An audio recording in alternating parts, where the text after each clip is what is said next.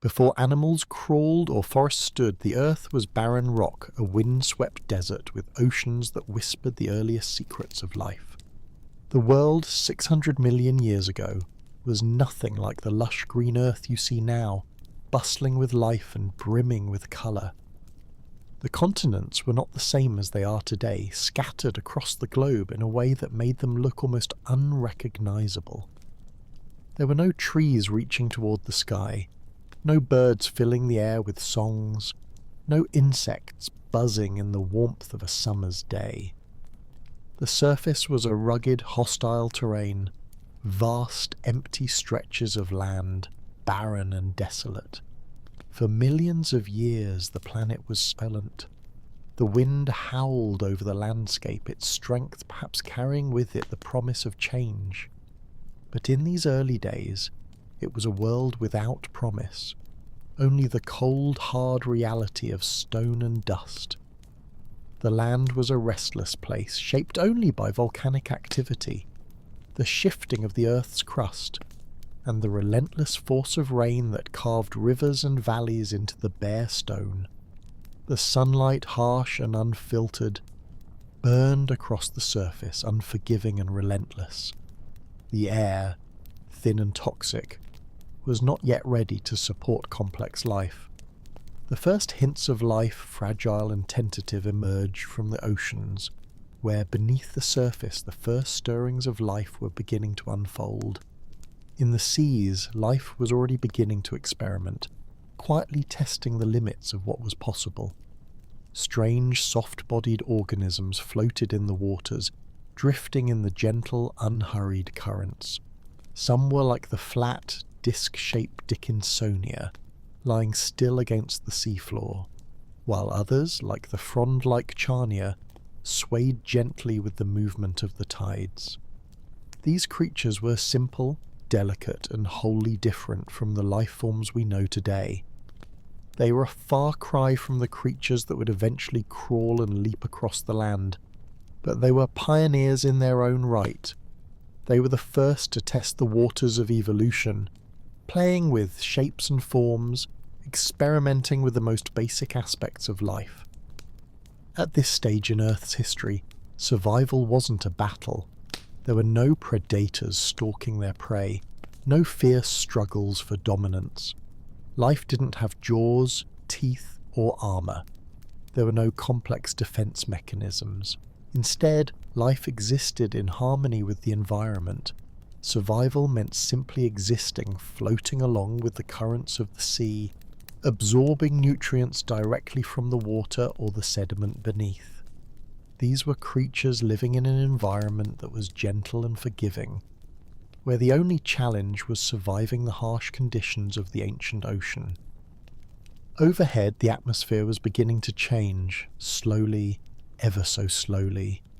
The oxygen levels were rising thanks to microorganisms like cyanobacteria. These microscopic powerhouses had been silently working for over 1 billion years, using photosynthesis to convert sunlight into energy. They were producing oxygen, a gas that would ultimately reshape the very fabric of life on Earth. But at this time the air remained thin and unforgiving. The ozone layer, still in its early stages of formation, did little to shield the surface from the harsh ultraviolet radiation of the sun. If life was ever to make its way onto the land, it would need to wait for the atmosphere to heal, for the Earth to transform into a place more hospitable to complex creatures. Even the continents themselves were in motion. Beneath the surface, the restless forces of plate tectonics were at work, shifting the landmasses around like puzzle pieces. Volcanoes erupted, spewing molten lava across the land, while mountains rose, only to be slowly worn down by the unyielding forces of wind and rain. These geological forces were shaping the Earth, transforming it into a dynamic, living planet. But it wasn't yet a world teeming with life. Instead, the Earth was alive with the slow grinding power of geology and the persistent quiet growth of the earliest life forms. In the seas, microbial mats were the dominant feature of the seafloor. These thin layers of bacteria and algae coated rocks and the ocean floor, living together in harmony, creating the first habitats for life on Earth. In some places, these microbial mats grew upward in structures known as stromatolites, layers of life that reach toward the sunlight in the shallow waters. These early mats were the architects of life, the first organisms to create a structure out of their own biology. They were small and humble, but they were also monuments to resilience, showing how life could endure in an otherwise hostile world. Alongside these mats, larger Ediacaran organisms floated and swayed, experimenting with new forms of existence. It is hard to imagine the beauty of these ancient seas, but imagine this: sunlight filtering through clear, warm waters, casting a ghostly glow over soft, translucent creatures. These creatures didn't have the eyes to see the light or the nervous systems to understand their surroundings, but they were shaping the world in their own quiet way. These organisms were beginning to carve out their own niches in the world, testing the boundaries of life as it was known. For tens of millions of years, this ancient world remained a place of slow innovation, a time when life existed quietly, before the explosion of complexity that would soon follow. It was a period of trial and error, a time when evolution was a chaotic artist experimenting with shapes and forms, with sizes and ways of living. Many of the creatures from this time would leave no descendants. Their strange bodies, their odd methods of survival, would disappear forever. Yet in their wake they laid the groundwork for the animals that would come after them. The Ediacaran world was not a paradise. There were moments of calm, yes, but there were also moments of peril. Ice ages came and went, covering the planet in glaciers and then retreating, leaving behind a scarred, battered landscape. Volcanic eruptions poisoned the seas and the skies, forcing life to adapt to the ever-changing environment. Yet despite these challenges, life endured. Each extinction created an opportunity for new forms of life to emerge, to take advantage of the changes in the Earth's atmosphere and environment. By the end of the Ediacaran, around 5.1 million years ago, the stage was set for one of the most dramatic moments in Earth's history, the Cambrian explosion. The quiet, ghostly creatures of the Ediacaran seas would soon give way to a new world of colour, movement, and complexity. The Cambrian period would bring with it the appearance of predators, the evolution of hard shells, and the first eyes that could see the world around them. It was a new chapter in the story of life on Earth, one that would forever change the planet. The journey had only just begun. In the soft gloom beneath the ancient seas, strange flat-bodied organisms danced with the currents, quietly rewriting what life could be. The Ediacaran period, which stretched over tens of millions of years, was a time when life, although primitive and simple, began to carve out a place for itself in the oceans. This world was nothing like the vibrant planet we know today. There were no great forests, no towering mountains, no animals roaming the land. Instead, the Earth was a quiet place with most life confined to the seas, floating in a peaceful, slow dance with the currents. The organisms that populated this time were like living puzzles, each experimenting with new ways of being, stretching the boundaries of what life could accomplish. The organisms of this period were unlike anything we see today. Some were soft and gelatinous, their bodies flat, barely rising above the ocean floor. The most famous of these creatures was Dickinsonia, a flat, segmented organism that appeared like a living carpet, inching across the seafloor in search of nutrients. Its body was made up of rows of repeating segments, each with a central indentation that marked the place where the organism absorbed nutrients. Dickinsonia was a simple creature, but its form would later be recognized as one of the earliest forms of multicellular life. It had no bones, no teeth, and no eyes. Its world was one of gentle currents and slowly drifting nutrients, with survival depending on its ability to absorb the resources around it. Alongside Dickinsonia, other creatures like Charnia floated in the shallow seas, resembling long fronds or delicate umbrella-like structures that anchored themselves to the sea floor. These creatures lacked the rigid structure that would later define more complex life forms. They too were soft-bodied and absorbed nutrients directly from the water, feeding off the tiny particles drifting by. The world these creatures inhabited was peaceful, slow-moving, and free from the complex struggles for survival that would come later. There were no predators to hunt them, no eyes to spot them, no jaws to tear them apart. Life was a quiet, uninterrupted existence in the warm, clear waters of Earth's earliest oceans. But the world of the Ediacaran period was not entirely free from threats. The organisms of this time lived in a delicate balance, and any change in the environment could have catastrophic consequences. Volcanic activity, which was common in this period, regularly released toxins into the water, causing shifts in the delicate ecosystems.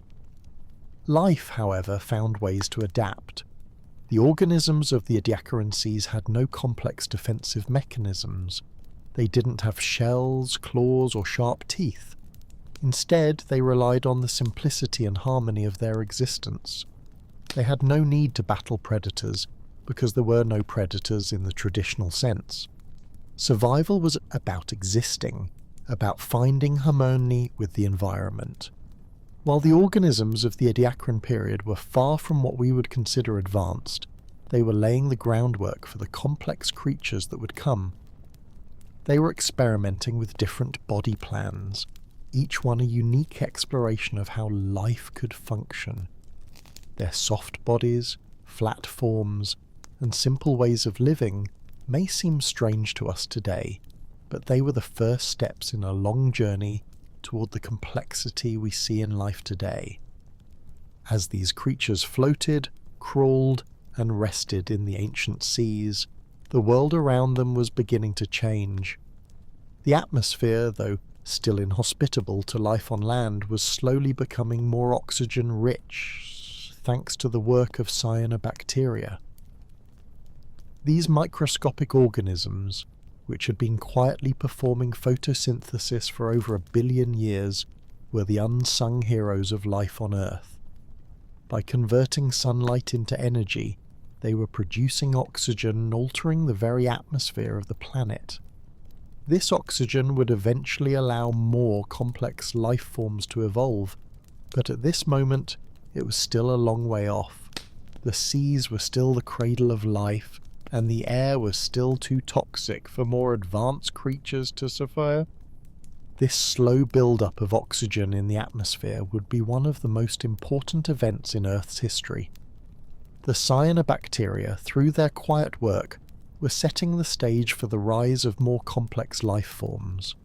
They were the first to harness the power of the sun, and their photosynthetic activity created the oxygen that would eventually lead to the development of animals with specialized respiratory systems.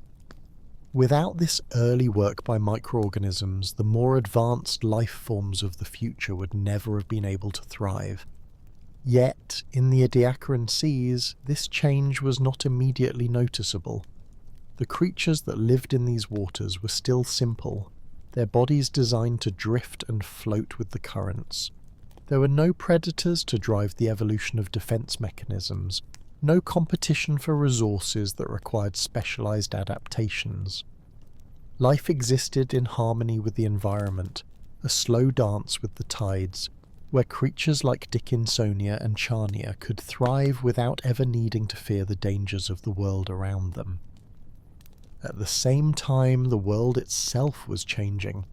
The continents were still moving, still drifting, pulled by the forces of plate tectonics. Volcanic activity was common, reshaping the landscape with every eruption. New seas formed as shallow waters flooded low-lying areas, creating new habitats for the organisms of the sea. As the Earth's crust shifted, it created new opportunities for life to colonize different parts of the planet. The seas were still the center of life, but the land was beginning to shift as well, slowly, almost imperceptibly. The Ediacaran period was a time of quiet innovation. It was a time when life, in its simplest forms, was finding its way. It was an era of experimentation, where strange creatures with odd body plans floated in the waters, testing the limits of what life could be. Many of the creatures from this time would leave no descendants. Their strange forms and simple ways of life were experiments that did not lead anywhere. But others, perhaps, laid the groundwork for the more complex creatures that would come after them. Evolution, like a chaotic artist, had begun its work, shaping the future of life on Earth. Historians still argue whether the creatures of the Ediacaran period were the direct ancestors of the animals that would follow, or if they were simply an early experiment in evolutionary biology. Some scientists believe that these creatures were an evolutionary dead end, while others see them as the first steps toward more advanced life forms. The mystery of the Ediacaran world still lingers, as scientists continue to study the fossils left behind by these ancient organisms. What is clear, however, is that this was the first chapter in the long history of life on Earth, a chapter that, despite its simplicity, laid the foundations for everything that would follow. As the Ediacaran period came to a close, the stage was set for the next great chapter in Earth's history, the Cambrian period. The slow, steady march of evolution would soon burst into a riot of life and colour, and the world would never be the same again. But for now, in this ancient world, life was still finding its way, quietly drifting in the seas, testing the boundaries of possibility. Suddenly oceans burst into motion, predators, eyes, armour, and movement as evolution pressed fast forward. Around 5.1 million years ago, something extraordinary began to unfold in the oceans of Earth. The Cambrian explosion, a sudden and dramatic burst of life, swept across the seas, forever changing the course of life on our planet. It was a time when life leaped forward in complexity and diversity. Where once there had been only simple, soft-bodied creatures drifting in peaceful currents, now there was a bustling world of motion, colour, and predation. The seas were alive with activity, as life forms of all shapes and sizes emerged in what seemed like an evolutionary burst. This was a time when the basic building blocks of life, the DNA of the creatures that would eventually evolve into all the animals we know today, began to fall into place. The Cambrian explosion marked the first appearance of many of the animal groups that still exist today. It was a period of rapid innovation when life forms developed new body plans, new strategies for survival, and new ways of interacting with their environment.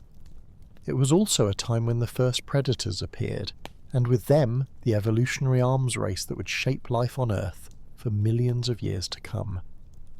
For the first time, organisms developed hard protective shells. Armour became the new trend in the oceans, as creatures like trilobites evolved thick exoskeletons to shield themselves from the newly emerged predators. These armoured arthropods scurried along the ocean floor, their segmented bodies and armoured exteriors designed to protect them from attack. Some of them, like the early trilobites, were scavengers, sifting through the sands in search of food, while others became active hunters, using their sharp, armoured bodies to pierce the flesh of smaller creatures. The appearance of these armoured creatures marked a major shift in the history of life, as it was the first time in Earth's history that animals had evolved the ability to protect themselves in such a manner. Alongside these armoured creatures, new predators began to emerge. Creatures like Anomalocaris, a bizarre worm-like predator that was among the first to evolve complex hunting strategies. Anomalocaris had large, compound eyes that allowed it to see its prey with an accuracy that was previously unimaginable. It could swiftly dart through the water, capturing smaller creatures with its grasping appendages. Its hunting style was unlike anything that had come before it, and it heralded the rise of predation as a dominant force in the oceans. Anomalocaris and other early predators like it were the pioneers of a new kind of life, one that was built on competition, predation, and survival of the fittest. As the oceans teemed with these new predators and prey, the very nature of life on Earth began to change. The soft-bodied creatures of the Ediacaran period, creatures like Dickinsonia, could no longer thrive in this new, more dangerous world. The Cambrian seas were a place where survival was no longer about simply existing, but about competing for food, outmaneuvering predators, and developing new ways of avoiding becoming a meal for someone else. It was the dawn of the first true ecosystems, where the dynamics of predator and prey began to shape the world. As life exploded in the oceans, new body structures and adaptations began to emerge. Some creatures, like the early chordates, developed the first signs of a backbone. These creatures, small and simple though they were, represented the earliest ancestors of the vertebrates, the group of animals that would eventually give rise to fish, amphibians, reptiles, birds, and mammals. The Cambrian period was the moment when the building blocks of life as we know it began to take form. The oceans were now a place where complex life flourished, where organisms with specialized structures, like jaws and eyes, had evolved to give them an advantage in the ever-changing competitive environment. The Cambrian period wasn't just a time of innovation in the oceans, it was also a time of great experimentation. Evolution at this point was moving so rapidly that many of the creatures that appeared during the Cambrian explosion were short-lived experiments, evolutionary dead ends that left no descendants. Some creatures, like Opabinia with its 5 stalked eyes and proboscis, seemed like strange fantastical creatures straight out of a dream. Others, like Hallucigenia, appeared to be nothing more than a bizarre jumble of legs and spines. These creatures were evolutionary experiments, testing out new ways of moving, hunting, and interacting with the environment. Most of them would not survive, but their brief existence would help to shape the course of evolution for millions of years. One of the most remarkable features of the Cambrian explosion was the appearance of eyes. Eyes were not a feature of the simple soft-bodied creatures of the Ediacaran period, but during the Cambrian, eyes began to appear in various forms, giving creatures the ability to see the world around them. Eyes were a game changer. They allowed animals to detect predators, locate prey, and navigate the increasingly complex world around them. Eyes marked a new chapter in the story of life, one where creatures could actively engage with their environment, rather than simply floating or crawling through it blindly. While the Cambrian explosion was a time of rapid innovation, it was also a time of great environmental change. The oceans were teeming with life, but the Earth's surface was still evolving. Tectonic activity continued to shift the continents, creating new coastlines and forming new seas. These changes to the landscape created new opportunities for life to flourish, but they also set the stage for future challenges. The changing environment would continue to drive evolution forward, forcing organisms to adapt to new conditions and new habitats. The Cambrian period, with its explosion of life, marks the beginning of an era where life on Earth would no longer be simple and passive. The appearance of predators, the development of hard shells, and the evolution of eyes were all signs that life was becoming more complex, more competitive, and more interconnected. The oceans were no longer a calm, peaceful place. They were a bustling metropolis of creatures all vying for survival in a world that was increasingly dangerous. This was the moment when life began to move faster, when evolution took a great leap forward, and when the fundamental rules of survival and competition were set in motion. The Cambrian explosion was the beginning of the world as we know it, a world where life would continually adapt, evolve, and push the boundaries of what was possible. But it was also the beginning of a long journey, a journey filled with twists, turns, and unexpected challenges, where life would face extinction and rebirth, triumph and failure, as it moved forward into the unknown. The Cambrian explosion set the stage for everything that came after it. It was a moment of profound change, one that would shape the course of life on Earth for millions of years. And even as the first predators began to roam the seas, the story of life was far from finished. The journey had only just begun. Corals and armoured swimmers created the first marine metropolises, even as the shadow of Earth's first mass extinction loomed. The oceans, after the explosion of life in the Cambrian period, became a bustling and dynamic world. Over time, the simple organisms of the early seas evolved into increasingly complex creatures. The Cambrian was only the beginning of this evolutionary surge. Now, life in the oceans began to settle into more organised and sophisticated ecosystems, much like the cities we have today. This was a time when reefs, complex three-dimensional structures built by corals and other marine life, began to take shape. For the first time, the ocean's floor became a bustling metropolis of sorts, with different species vying for space and resources. The arrival of reefs transformed the oceans into a vibrant world where life could interact in new ways, creating a dynamic, thriving ecosystem. The reefs were not only a place where life flourished, but they also became the foundation for some of the most diverse ecosystems Earth has ever known. Coral reefs, though simple in structure, created a stable environment for many species. They provided food, shelter, and breeding grounds for countless marine organisms.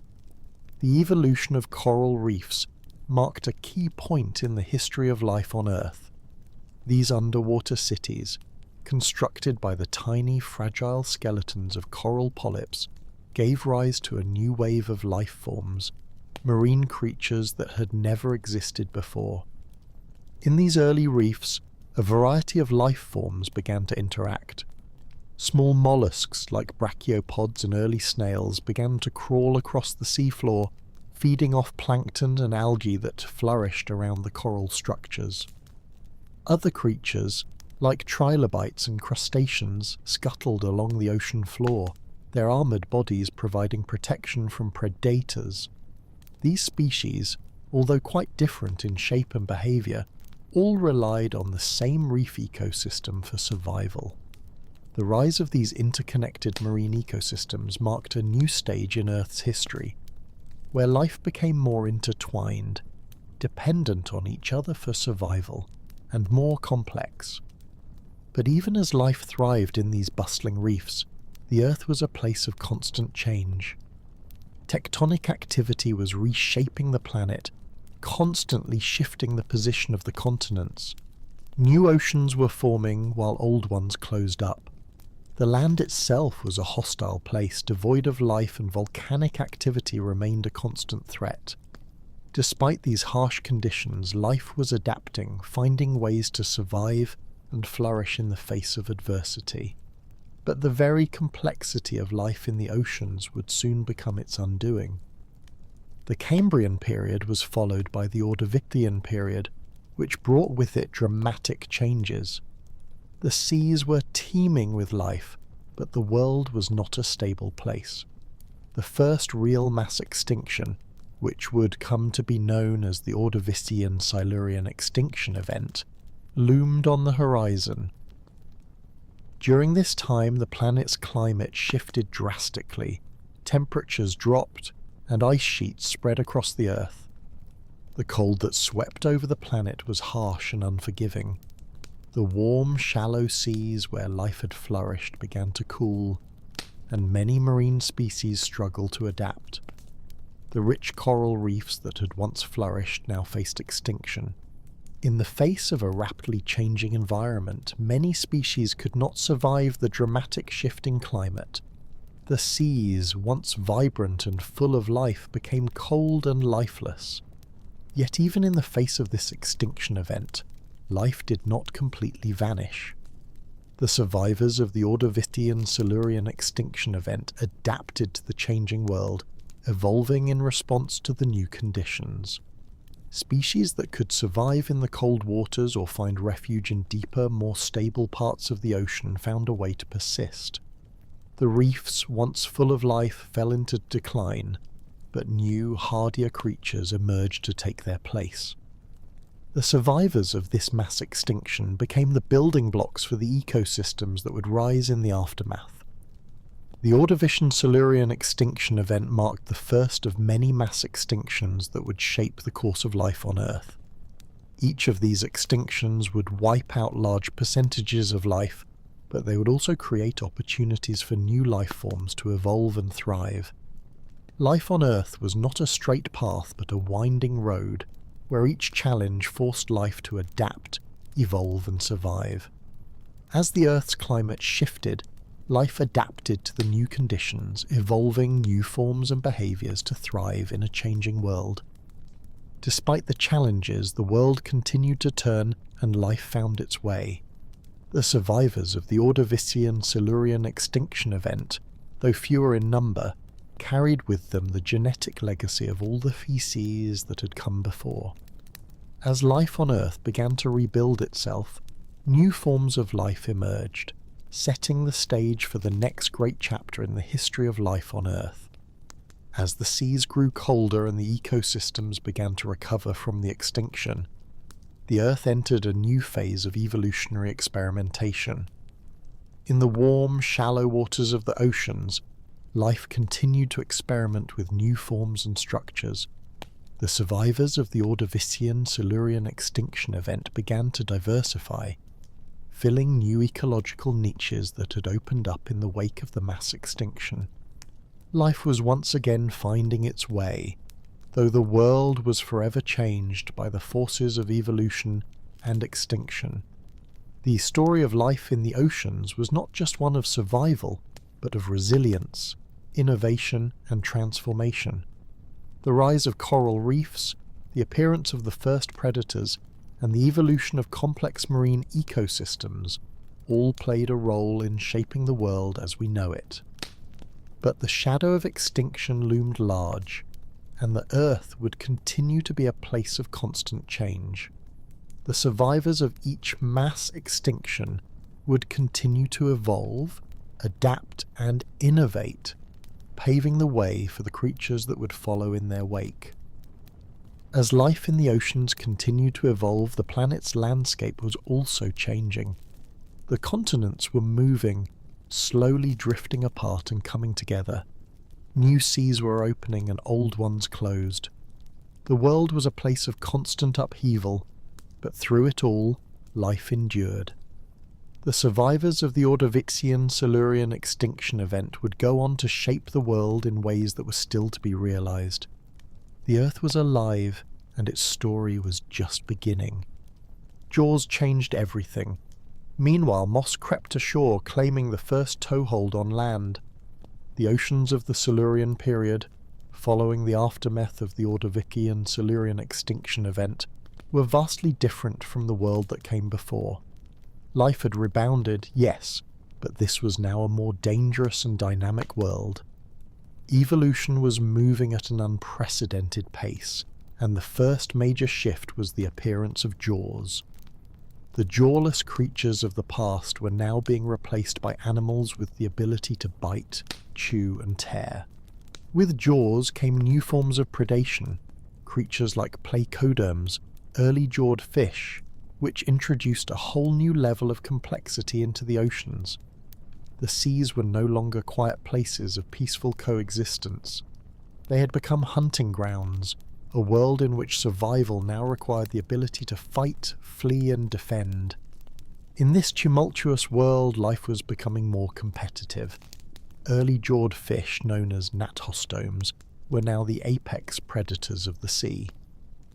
With powerful jaws, they could grasp and tear their prey with precision, something that had been unimaginable just a few million years before. These creatures could hunt, scavenge, and defend themselves in ways that their jawless predecessors could not. The development of jaws was a game changer, and it marked the beginning of an evolutionary arms race that would shape the history of life for millions of years. This new predatory strategy created ripples across the entire ecosystem, affecting the behaviors of not only the predators but also their prey. Creatures that once moved slowly along the seafloor now had to adapt to the ever-present threat of attack. Many evolved shells, spines, and other defenses to protect themselves, while others became faster, more agile, and more adept at escaping danger. The appearance of jaws was not limited to fish alone. As the first vertebrates began to evolve, their ability to capture and consume food grew more refined. The early jawed fish were followed by the development of more complex vertebrates, including the ancestors of amphibians and reptiles.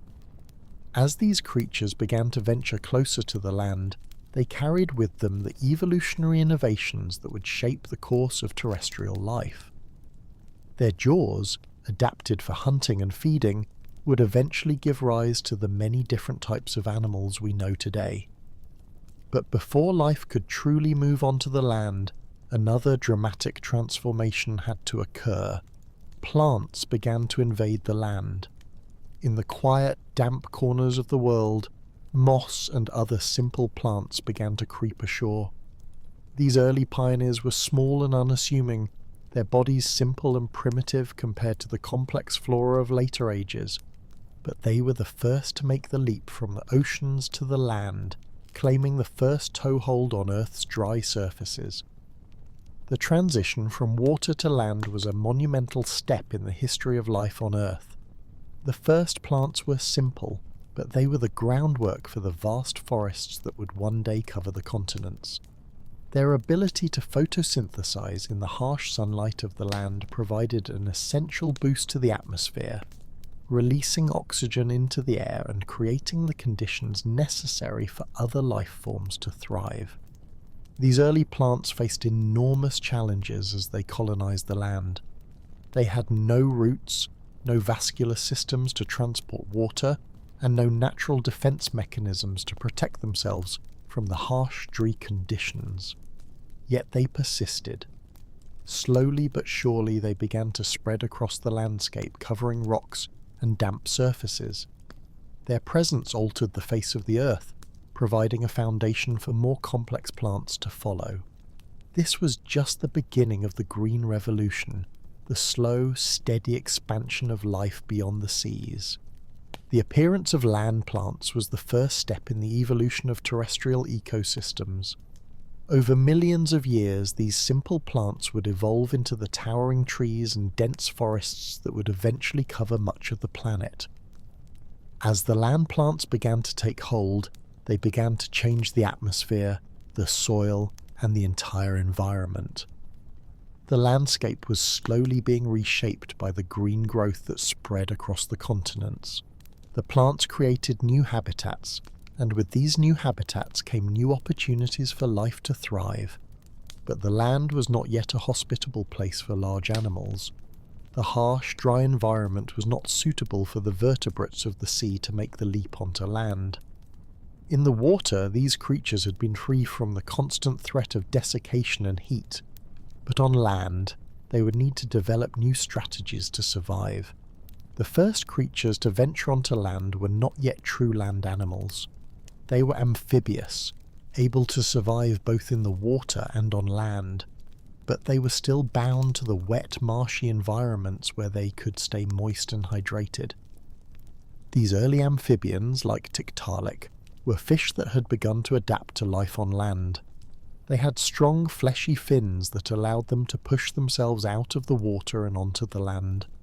These primitive creatures, with their primitive lungs and limbs, were the first steps in the journey that would eventually lead to the dominance of reptiles, birds, and mammals.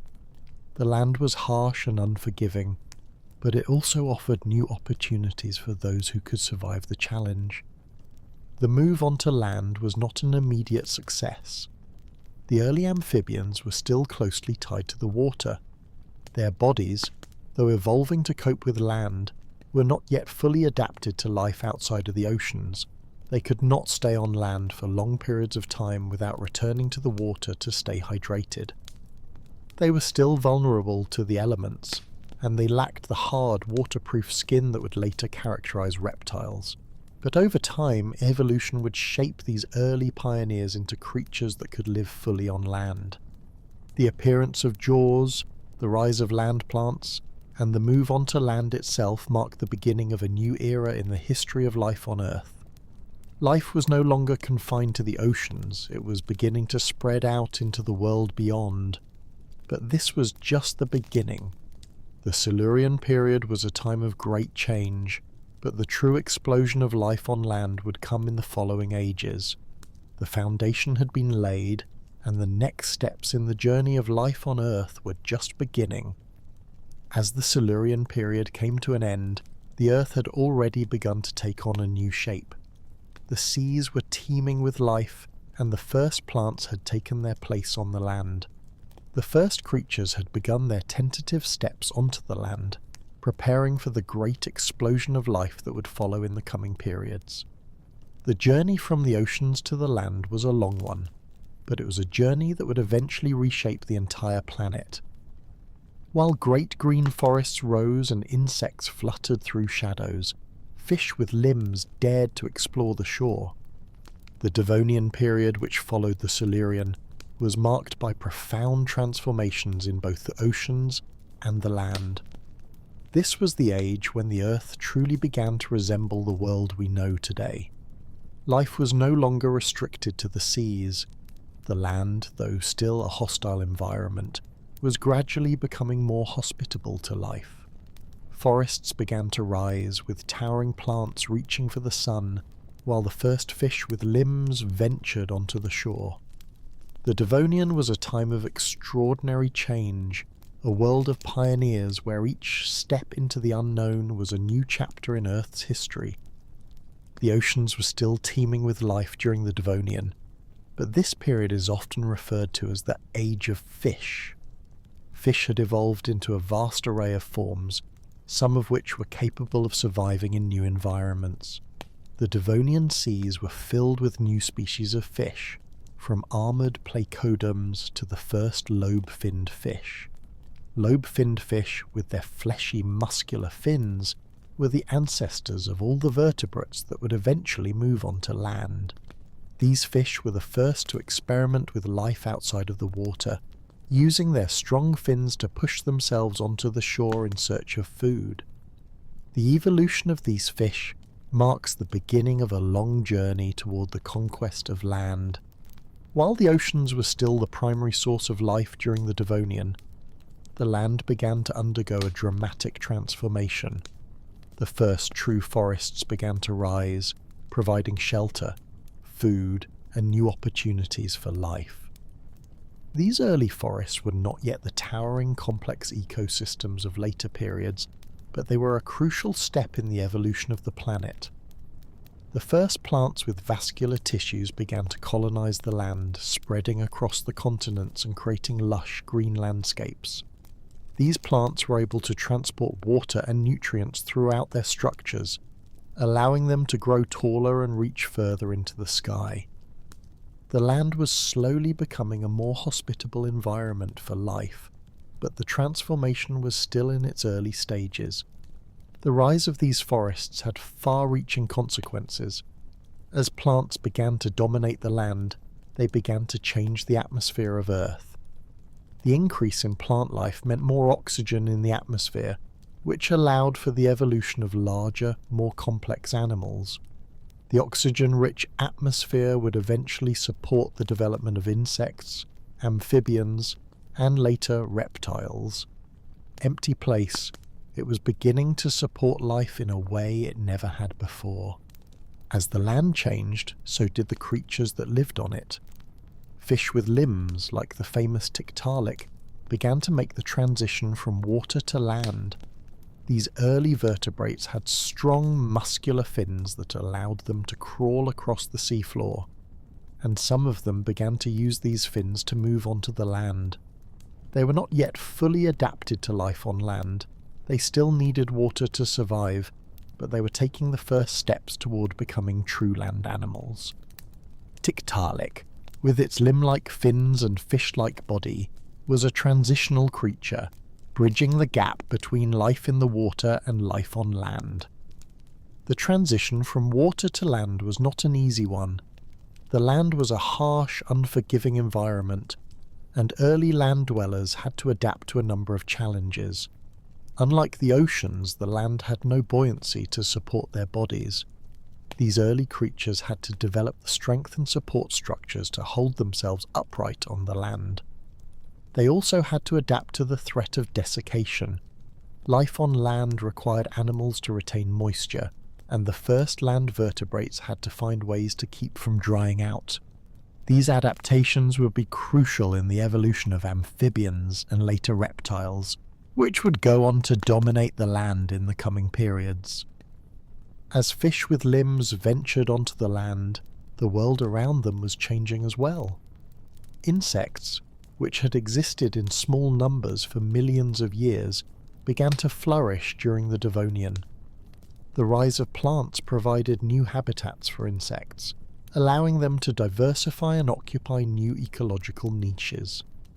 The first true insects began to evolve during this period, including early forms of dragonflies, cockroaches, and ants.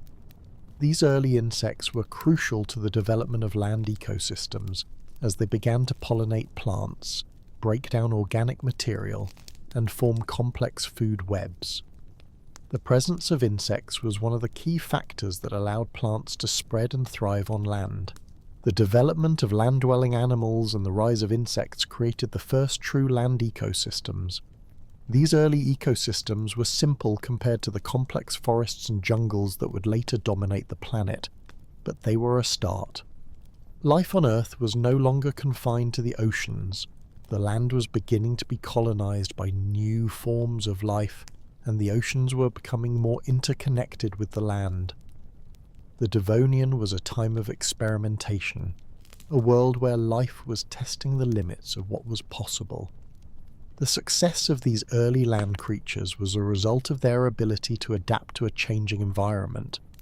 Evolution was working quickly, and the creatures that survived were those that could exploit new resources, adapt to new challenges, and find new ways of thriving in an ever-changing world. The Devonian period was a time of rapid diversification, and the creatures that lived during this time were laying the foundations for the ecosystems that would dominate Earth for millions of years. However, not all the creatures from the Devonian period would survive.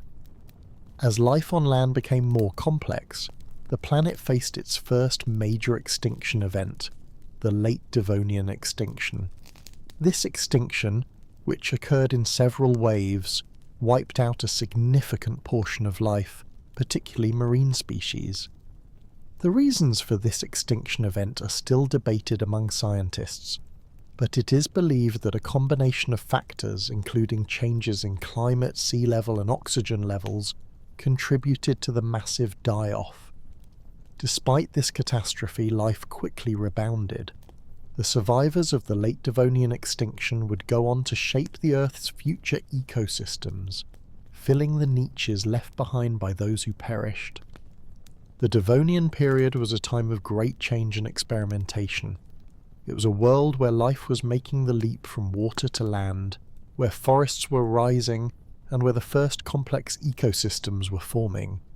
The land was still a harsh, uninviting place, but life was beginning to make its mark.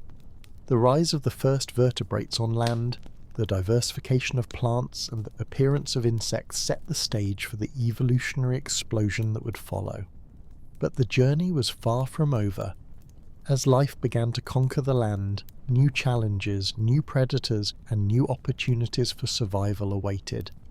The stage was set for the next chapter in the story of life on Earth. Dense jungles breathed deeply, insects grew enormous, and amphibians ruled a steaming, thunderous Earth. The Carboniferous period, spanning from approximately 359 to 29 million years ago, was a time of immense change and innovation on Earth. The world was a lush, vibrant and dynamic place, one of towering trees, thick jungles, and a growing diversity of life. Earth was a different planet altogether. Vast equatorial rainforests dominated the landscape, stretching across what would later become the continents of North America, Europe, and Asia. These lush forests, composed of tall, spindly trees and ferns, were fed by high levels of atmospheric carbon dioxide and oxygen, creating an environment that was both rich in life and highly conducive to growth. It was a period when life on Earth seemed to grow bigger and more diverse at an unprecedented rate. The Earth, teeming with new life forms, was one of the most vibrant and dangerous places in the history of the planet. The overwhelming presence of dense forests, however, was not just about the beauty of towering trees. These forests were a powerhouse for evolution. The Carboniferous atmosphere was highly oxygenated, with levels that could have reached up to 35%, much higher than today's 21%. This increase in oxygen allowed life forms to grow larger than ever before.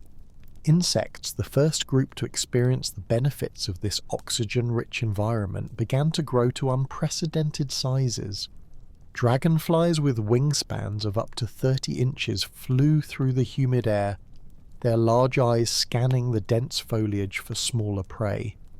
Millipedes and other arthropods grew to extraordinary sizes, reaching lengths of over 8 feet.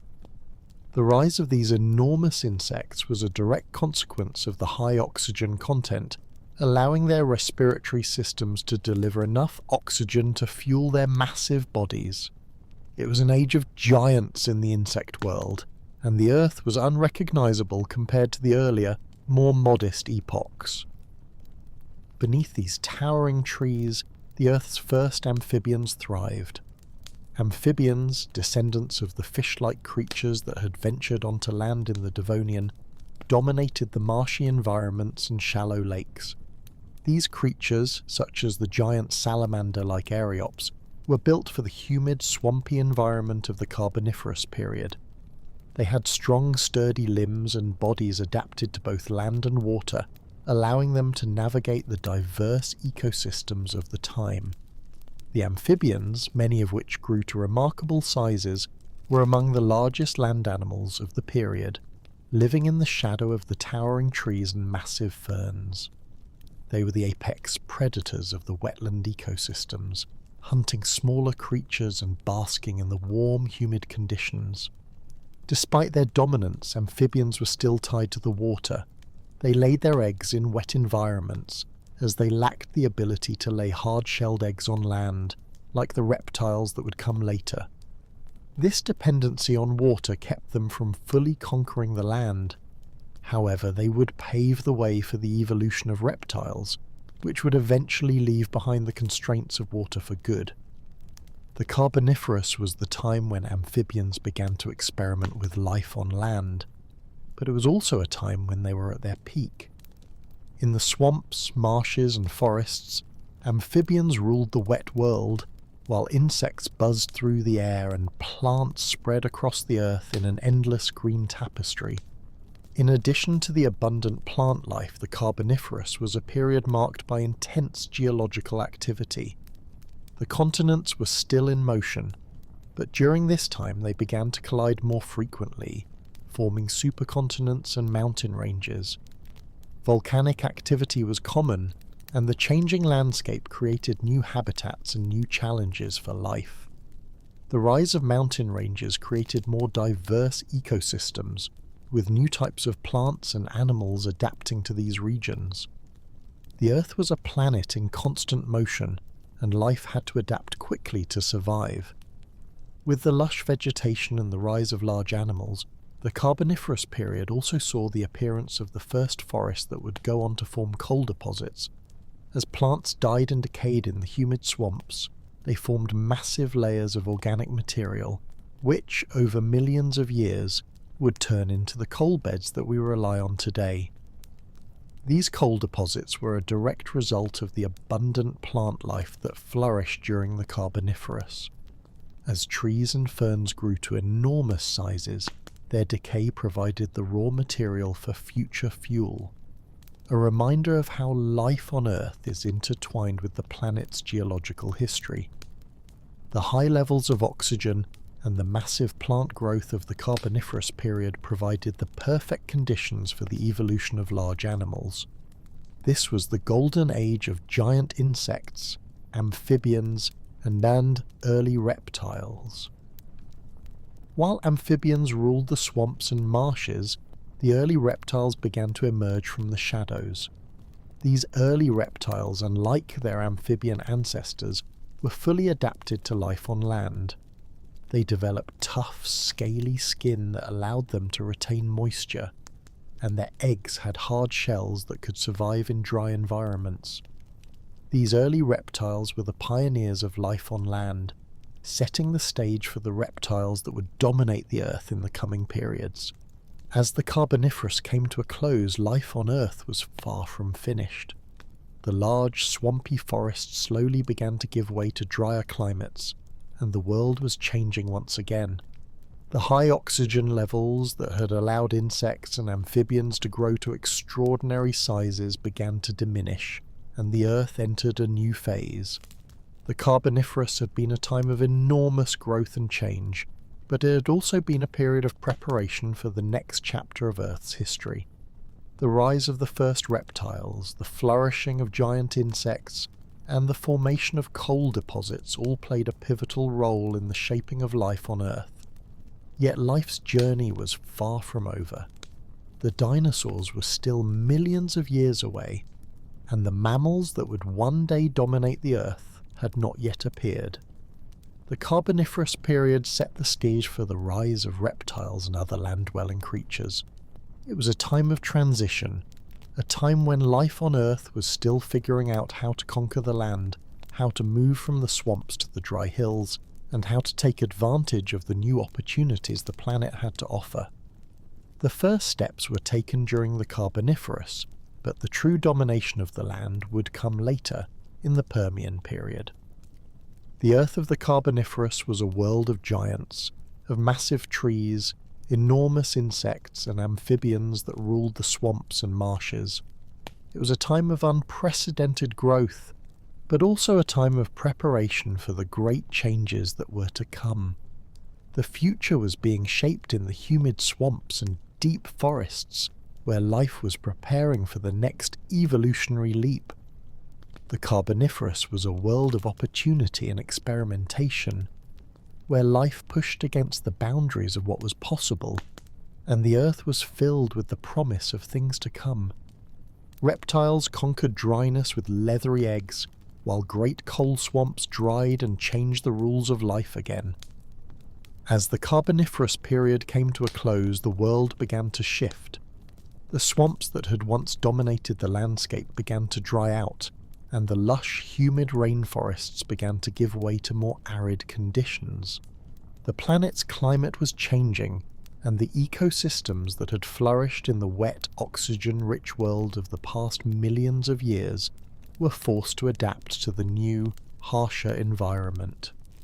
The changing landscape provided both challenges and opportunities for life, and as it did, it set the stage for a major evolutionary shift: the rise of the reptiles.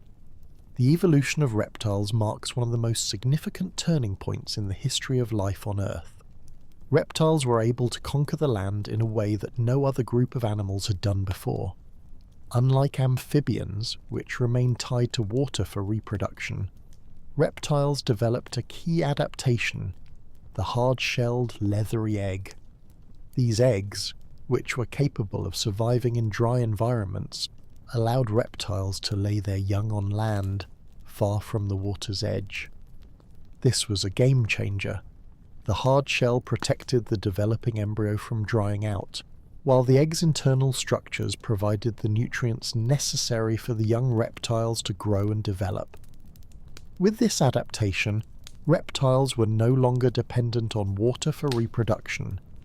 They could now thrive in a wide variety of terrestrial environments, from deserts to forests to grasslands. The development of the reptilian egg was a crucial step in the conquest of the land. It allowed reptiles to spread across the earth in a way that amphibians could not. With their new ability to reproduce on land, reptiles began to diversify, evolving into a wide range of forms, from small, agile lizards to massive, slow-moving dinosaurs. The reptilian egg was the key that unlocked the door to the land, and from this moment forward, reptiles would dominate the planet for millions of years to come. But the rise of reptiles did not happen in isolation. The changing climate of the late Carboniferous and early Permian periods provided the perfect conditions for reptiles to flourish. The drying of the great coal swamps, the retreat of the rainforests, and the expansion of deserts and grasslands created new environments for reptiles to colonize. These new habitats were vast and varied, from the arid deserts of the southern continents to the more temperate regions where forests and grasslands began to emerge. The changing climate was a catalyst for the evolution of new forms of life, and reptiles, with their newfound ability to thrive in these dry conditions, were perfectly suited to fill these ecological niches. The early reptiles, like the ancestors of modern crocodiles and lizards, were well adapted to life in the dry, hot conditions of the Permian. Their tough, scaly skin helped them conserve water, while their ability to regulate their body temperature allowed them to survive in fluctuating climates. As the reptiles spread across the planet, they began to evolve into a wide variety of shapes and sizes, from small, agile hunters to large, slow-moving herbivores. Some reptiles developed large sails or spines along their backs, perhaps for temperature regulation or mating displays, while others grew enormous armoured bodies to protect themselves from predators. The Permian was the age of reptiles, and they were the dominant group of animals on Earth, setting the stage for the rise of the dinosaurs in the following Triassic period. But the rise of reptiles was not without its challenges. As the Earth's climate continued to change, life faced new pressures. Volcanic activity was common during the late Permian, and the planet's surface was continually reshaped by tectonic activity. The formation of the supercontinent Pangaea, which brought together all of the Earth's land masses, created vast, arid interiors where rain was scarce and water was hard to find. The new desert-like conditions put pressure on the ecosystems that had previously thrived in the wet, tropical conditions of the Carboniferous. The land was becoming drier, and the air was getting thinner. Despite these challenges, life found a way to persist. Reptiles, with their hard-shelled eggs, scaly skin, and ability to regulate their body temperature, were well suited to survive in the increasingly dry and harsh environment. They adapted to the changing conditions, evolving new features and behaviors to cope with the environmental stresses. For example, some reptiles developed more efficient ways to conserve water, while others evolved new strategies for finding food and shelter in the dry, barren landscape. However, the changing climate and the pressure of environmental stresses would soon lead to the greatest mass extinction Earth had ever seen. Toward the end of the Permian period, around 252 million years ago, a series of catastrophic events struck the planet. Volcanic eruptions, massive volcanic traps known as the Siberian Traps, unleashed enormous amounts of carbon dioxide and methane into the atmosphere. This triggered a runaway greenhouse effect, causing global temperatures to soar. The oceans began to acidify and oxygen levels dropped drastically. The resulting climate change and the collapse of ecosystems led to the extinction of over 90% of all marine species and about 70% of terrestrial species. The Permian-Triassic extinction event, also known as the Great Dying, wiped out many of the species that had dominated Earth for millions of years. However, As with previous extinction events, life would eventually rebound. The survivors of the Great Dying, particularly the early reptiles, would go on to dominate the planet once again. The extinction event opened up new ecological niches, allowing the surviving reptiles to evolve into new forms, setting the stage for the rise of the dinosaurs in the Triassic period. The legacy of the Carboniferous and Permian periods lies in the adaptations that allowed reptiles to conquer the land. The hard-shelled egg, the development of scaly skin, and the ability to regulate body temperature were all crucial evolutionary innovations that enabled reptiles to thrive in increasingly dry conditions. These adaptations were the foundation for the evolution of dinosaurs, the most successful group of animals to ever live on Earth. As the Permian came to a close and the Triassic period dawned, the Earth was on the cusp of a new era. The supercontinent Pangaea was slowly drifting apart, and the planet was warming once again. The climate was shifting, and the stage was being set for the rise of new creatures. The Earth had experienced dramatic changes during the Carboniferous and Permian periods, but the greatest transformations were yet to come. The rise of the dinosaurs was just around the corner, and the planet was about to enter a new chapter in its long, tumultuous history. With the continents stitched together, deserts sprawled and strange new beasts emerged before the greatest extinction of all time. The end of the Permian period marked a time of enormous transition on Earth. The planet had undergone massive geological changes, most notably the formation of the supercontinent Pangaea. This colossal landmass, formed by the collision of all the Earth's continents, altered both the climate and the habitats of life across the globe. In some ways, the formation of Pangaea represented the closing of one chapter in Earth's geological history and the opening of another, even more dramatic one. But just as life was beginning to flourish in new ways, the Earth faced one of the most catastrophic events in its long history, the Permian-Triassic extinction event. Pangaea, with its vast dry interiors, created an environment where deserts and arid regions expanded dramatically. The once wet, lush regions of the Carboniferous period, teeming with ferns and swampy forests, were replaced by a much drier, harsher world. The continents now stretched for thousands of miles with very little moisture in the interior, leading to the formation of vast deserts. These arid lands covered much of what would later become the heart of the supercontinent, leaving much of the planet's surface inhospitable for life. The seas, once teeming with marine life, began to shrink, while the remaining oceans became increasingly isolated from each other.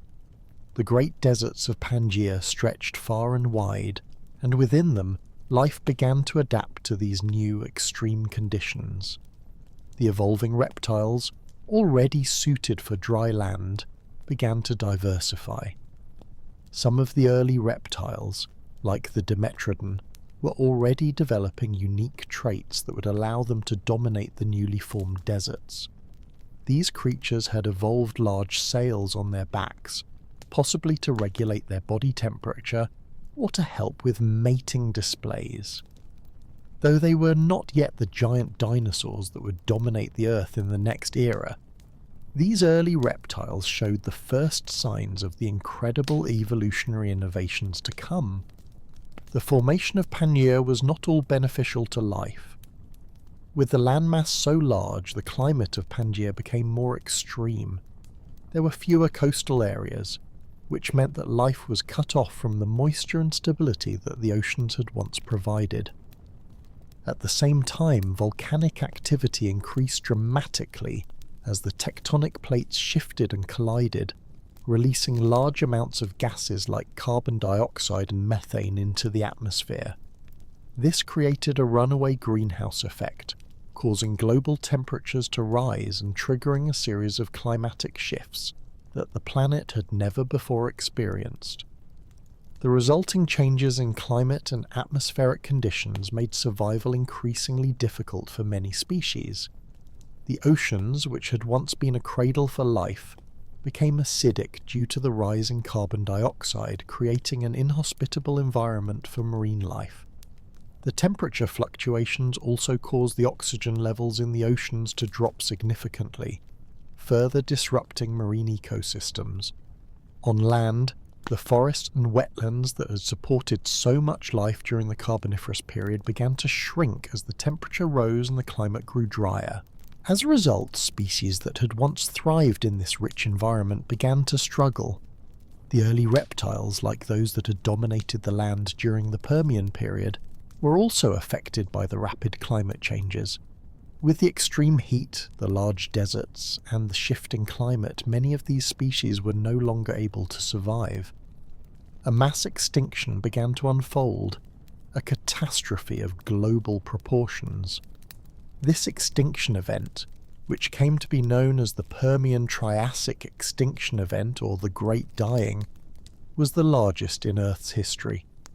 Over 90% of all species, both marine and terrestrial, perished during this period. Entire ecosystems collapsed, and many groups of organisms disappeared without a trace. The Permian-Triassic extinction event was the result of multiple factors, including volcanic eruptions, global warming, ocean acidification, and the collapse of the Earth's ecosystems. In the aftermath of the extinction, the Earth was a much quieter place. The once thriving oceans were now barren, and the land was dominated by a few hardy survivors. But from this devastation came opportunity. The survivors of the Great Dying, particularly the early reptiles, would eventually thrive in the new world that had been shaped by this catastrophe. In the wake of the extinction, new ecosystems began to emerge, and life on Earth started to rebound. One of the groups that emerged from the ashes of the Great Dying were the archosaurs, early reptiles that would go on to give rise to the dinosaurs. These animals were better adapted to the changing world, with unique features that allowed them to thrive in the new environment.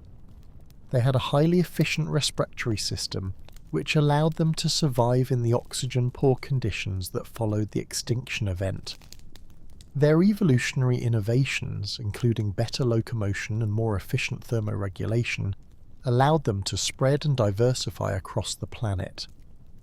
The reptiles that survived the extinction event were not only better suited to the changing climate, but also began to evolve in new and exciting directions. With the planet's ecosystems decimated, the survivors of the Great Dying faced fewer competitors. The once dominant amphibians, many of which had been adapted to wet, swampy conditions, were nearly wiped out by the changing environment. With no large amphibian competitors, the reptiles began to evolve into the dominant group on Earth. As the Earth's climate stabilized in the aftermath of the Great Dying, the survivors of this extinction event began to take their place at the top of the food chain. The earliest dinosaurs, along with the first flying reptiles, began to emerge during the Triassic period, as the world gradually recovered from the catastrophic changes that had swept through the planet. But this recovery would not have been possible without the mass extinction that had opened the door for new life to flourish. The Great Dying, though devastating, created the conditions that allowed for the rise of the dinosaurs. It was a turning point in Earth's history, marking the end of one era and the beginning of another. The reptiles, once a small and relatively inconspicuous group, were now ready to take centre stage in the unfolding drama of life on Earth. As the Triassic period began, the planet was set to enter the age of dinosaurs, an era that would dominate for over 60 million years. In the aftermath of the Great Dying, Earth was a different place. It was a world shaped by disaster, but also by the resilience of life. The survivors of the Permian-Triassic extinction event were the ancestors of the incredible diversity of life that would follow. Life, though scarred by the extinction, had found a way to continue, adapt and evolve.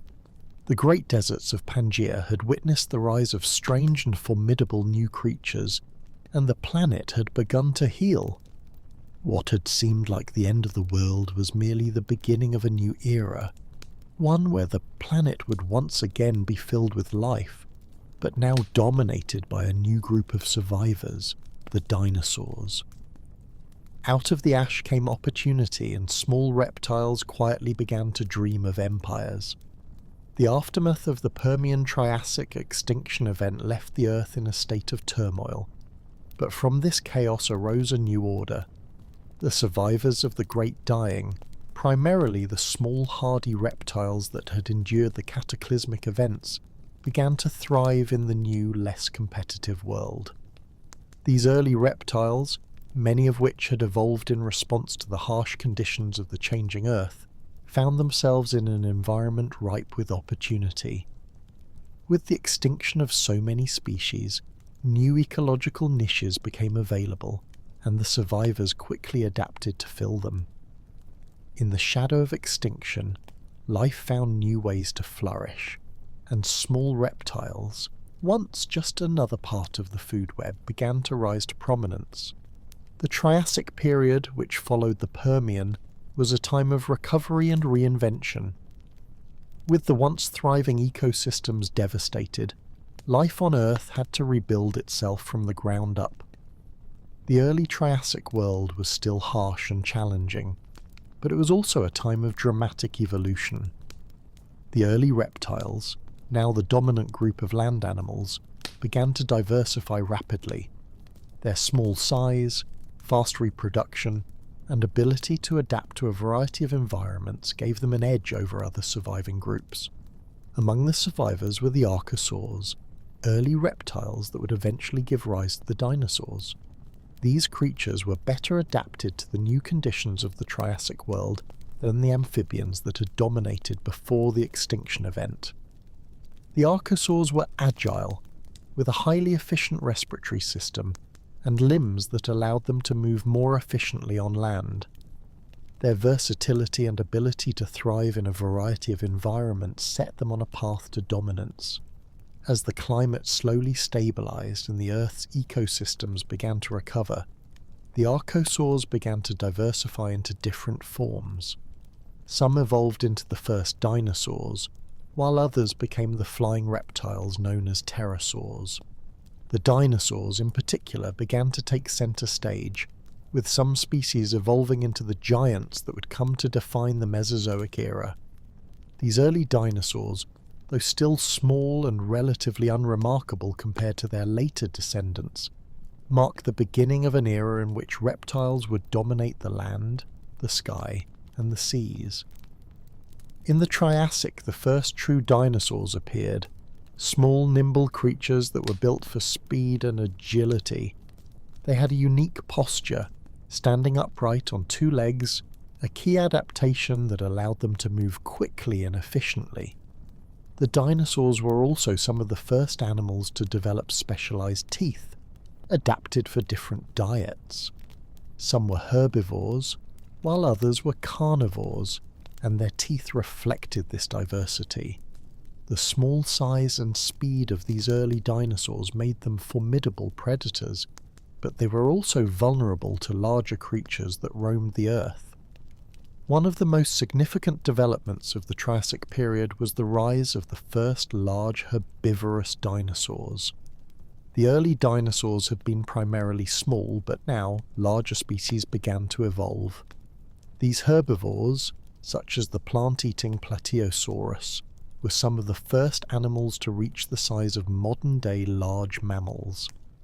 The rise of large herbivores would be a crucial step in the development of the dinosaur ecosystems that would dominate the Mesozoic era. With these herbivores now present, the ecosystem began to evolve in a more complex direction, with larger predators, such as Coelophysis, beginning to appear.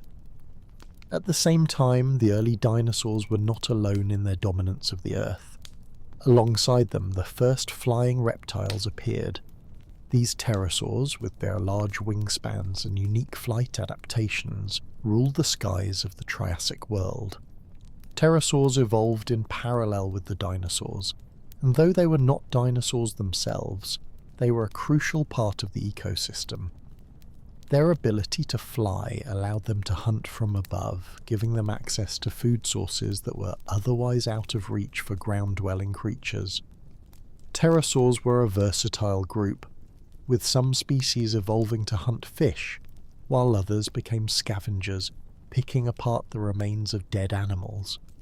Despite their dominance, the dinosaurs were not the only reptiles to take advantage of the new opportunities created by the mass extinction. Other groups of reptiles, such as the ichthyosaurs and plesiosaurs, began to flourish in the oceans. These marine reptiles, which had evolved during the Triassic, were perfectly adapted to life in the water. The ichthyosaurs, with their sleek fish-like bodies, swam through the oceans in pursuit of fish and other marine prey. The plesiosaurs, with their long necks and turtle-like bodies, patrolled the shallow seas, hunting for fish and other marine creatures. The early Triassic world was a time of experimentation, with many different forms of life trying to find their place in a newly reborn world. The rise of dinosaurs, pterosaurs and marine reptiles marked the beginning of the Mesozoic era, a time when reptiles would dominate the Earth for millions of years. But the story of life on Earth was far from finished. The Triassic period was just the beginning of a new chapter, one that would see the rise of giants, the fall of ancient civilizations, and the rise of the modern world. The early reptiles, once small and unassuming, had begun to dream of empires, and they would soon rule the Earth in ways that no one could have imagined. The first true dinosaurs, the first flying reptiles, and the marine reptiles that dominated the seas. These creatures were the pioneers of the Mesozoic world. They would go on to shape the course of life on Earth, creating ecosystems that were more complex, more diverse, and more interconnected than ever before. But the world was still changing, and the dinosaurs, though at the beginning of their reign, would soon face new challenges. The Earth, shaped by the Permian-Triassic extinction event, had become a place of rapid evolution and adaptation, and the survivors of that extinction were now the rulers of the planet. The Great Dying had opened the door for the rise of the dinosaurs, and the Triassic period was just the first act in a long and dramatic play. The dinosaurs were small, but they had already begun to take control of their world, preparing for the golden age that would follow in the Jurassic and Cretaceous periods.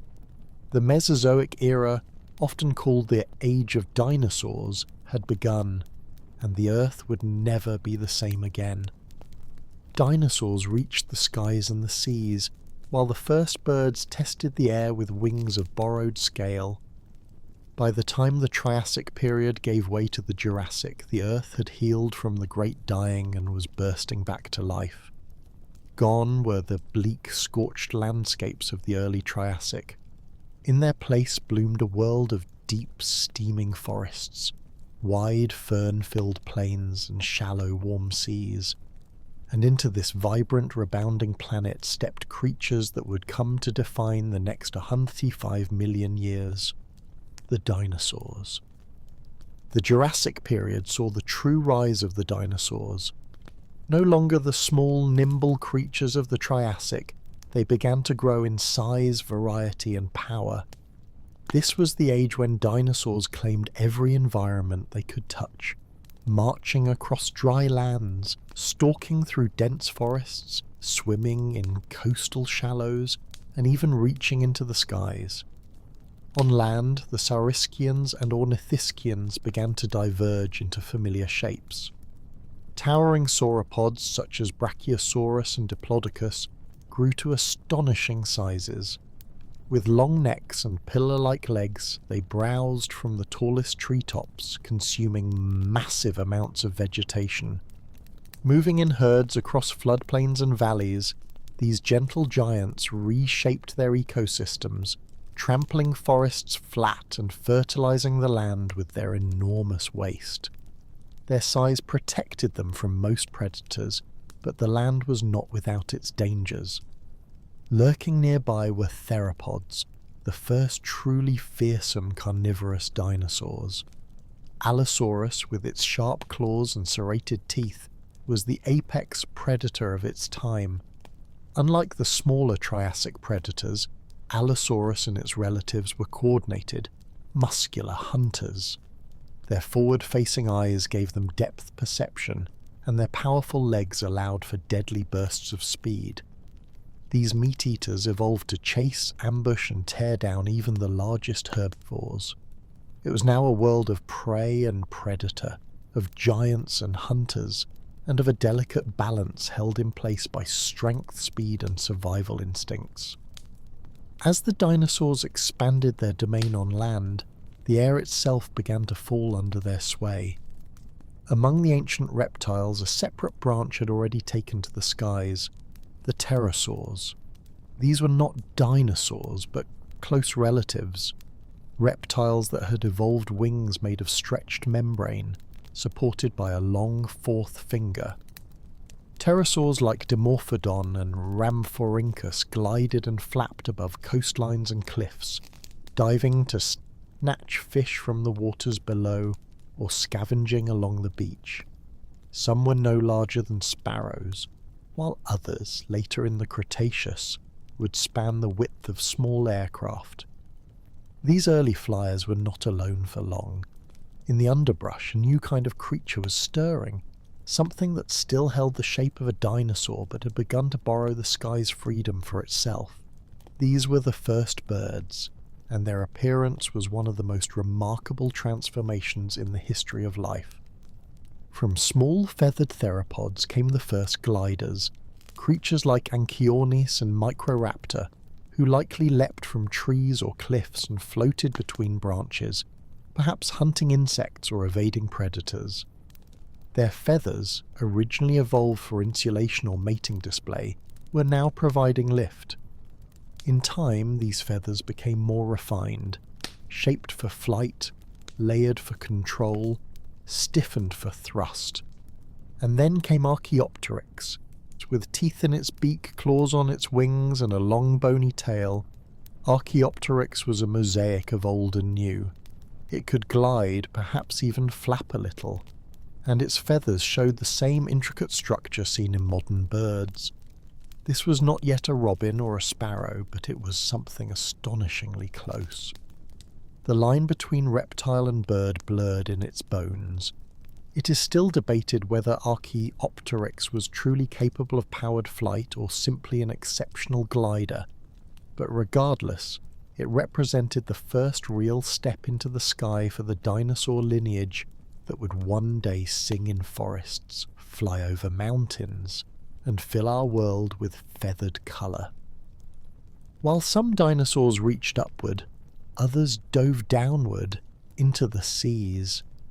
The oceans, warmed by a greenhouse climate and fed by nutrient-rich runoff from massive rainfall, were teeming with life.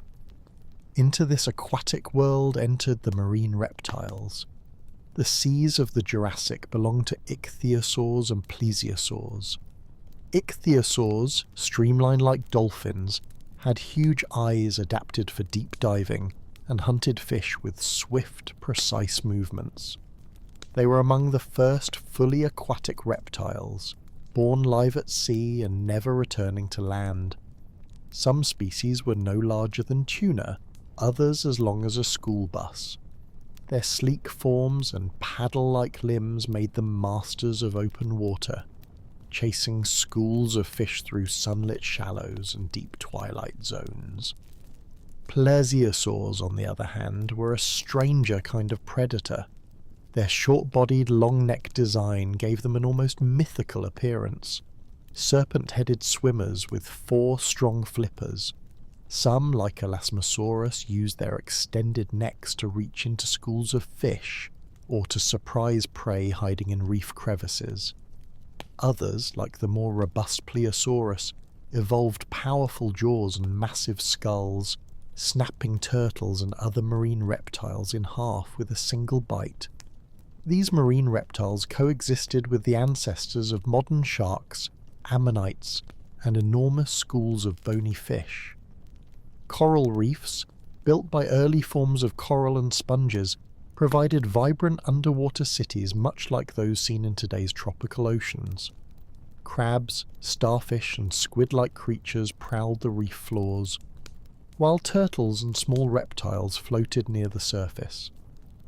And everywhere, from forest canopies to coral grottos, the world was buzzing with activity. Insects flourished, pollinating the first primitive flowering plants and forming food webs that linked the air, the land, and the water. The Earth had become a tapestry of interconnected ecosystems driven by cycles of weather, evolution, and interaction. Life was not just existing, it was interweaving, nesting into niches, building relationships across species and terrain. Through it all, the dinosaurs continued to diversify. Some were armoured, covered in thick plates and tail clubs like Stegosaurus, which trundled through ferns under the watchful gaze of predators. Others were swift and cunning, pack-hunting raptors that communicated with chirps and signals, testing the line between brute force and social intelligence. From continent to continent, dinosaurs were learning how to thrive. They were shaping the land with their footsteps, the forests with their grazing, and the air with their flight. But even in this golden age of innovation, danger lingered on the edges of every ecosystem. The Earth was never still for long. Tectonic plates continued to shift. Volcano murmured beneath mountains. Climate patterns oscillated, sometimes shifting sea levels or drying out once lush regions. Life had spread across the globe, but the world remained wild, volatile, and full of surprises. The Jurassic period was not just a time of giants, it was a time of bold experiments. It was a period where the line between land and sky began to blur, where the oceans gained their own titans, and where the tiny flap of a feathered wing foretold a future none of its ancestors could possibly imagine.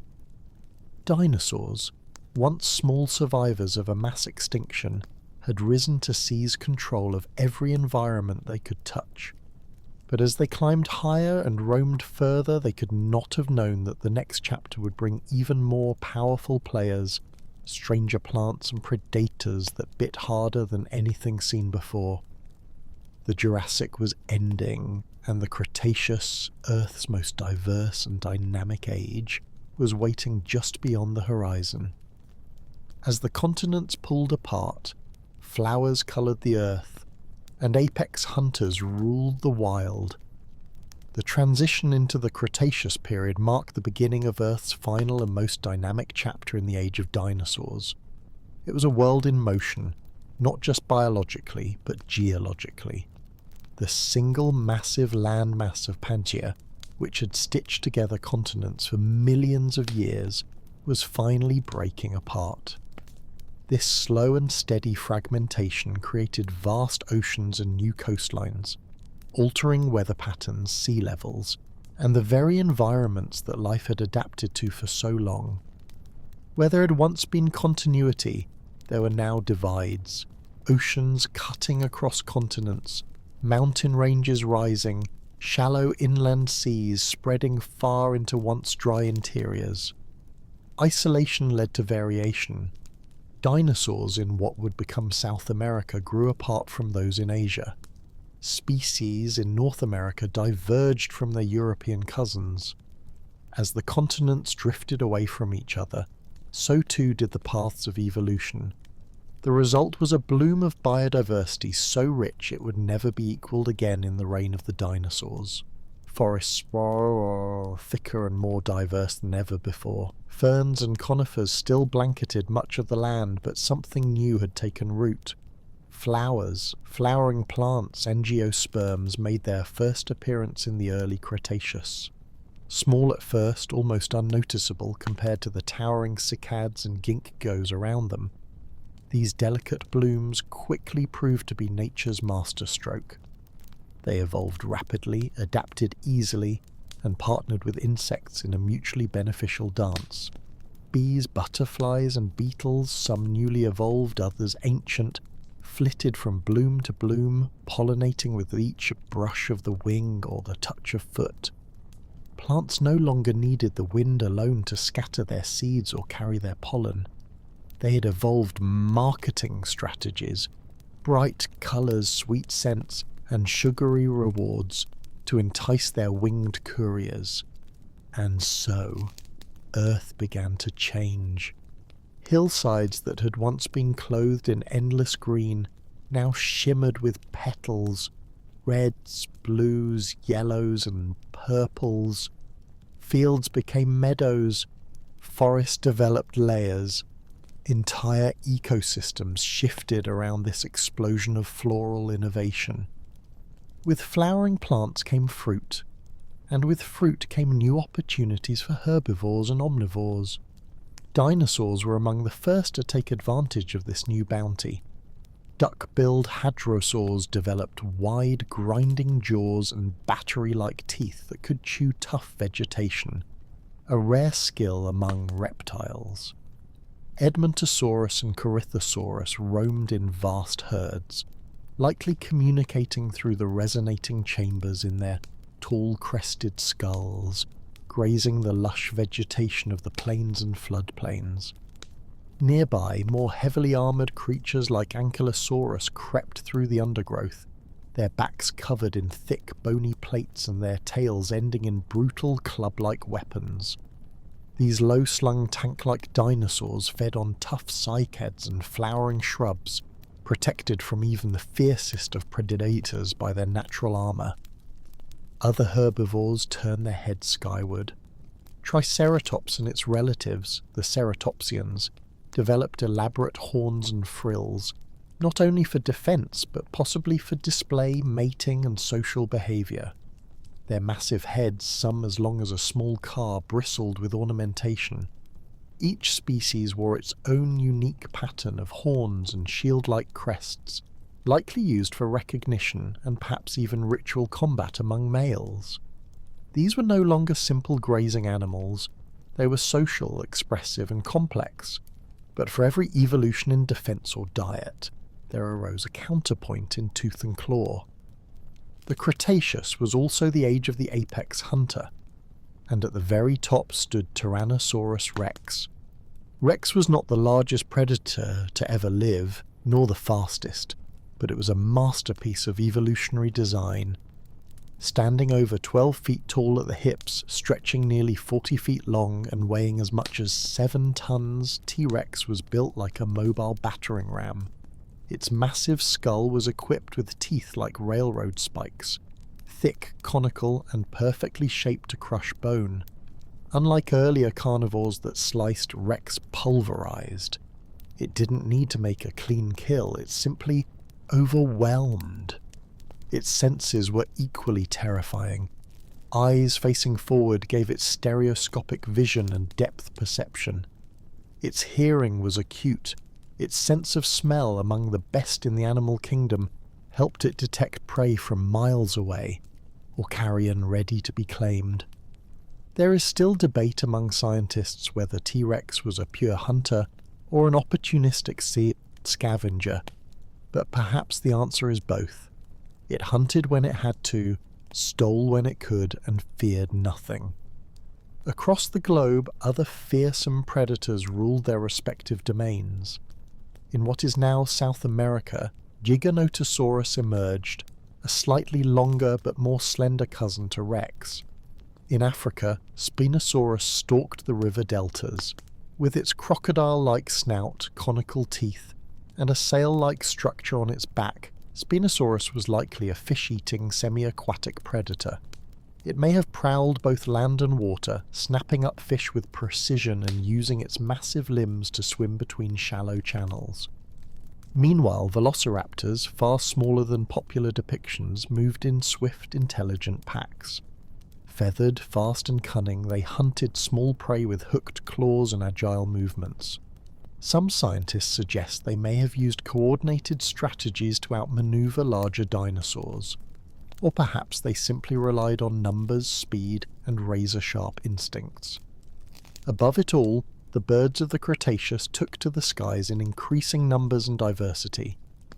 Now fully divorced from their dinosaur roots in both anatomy and behaviour, These early avians filled the air with flutters, calls, and wingsong. Some were little more than gliding insect snatchers. Others developed powerful flight and advanced nesting behaviours. One such bird was Hesperornis, a penguin-like diver that hunted fish beneath the waves. Another, Ichthyornis, had the body of a tern and the jaws of a reptile, its mouth lined with small, sharp teeth. The birds of the Cretaceous were still evolutionary hybrids, mixing traits of dinosaurs and modern avians in surprising ways. But their path was clear. They were destined to survive. Even as dinosaurs ruled the land and air, the seas hosted their own rulers. Mosasaurus, a sleek marine reptile more closely related to lizards than dinosaurs, patrolled the warm Cretaceous oceans. Up to 50 feet in length, it was the top predator of the sea, hunting ammonites, fish, and even other marine reptiles.